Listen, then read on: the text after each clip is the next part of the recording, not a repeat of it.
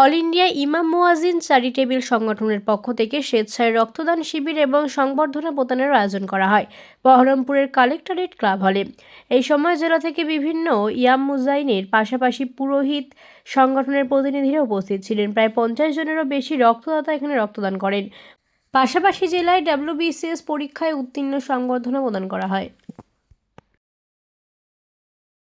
মানবতা হচ্ছে শ্রেষ্ঠ একটা উপায়, যেখানে আমরা একে অপরের সাথে আবদ্ধ হয়ে যে কোনো ভালো কাজের জন্য নিজেদেরকে নিয়োজিত করতে পারি।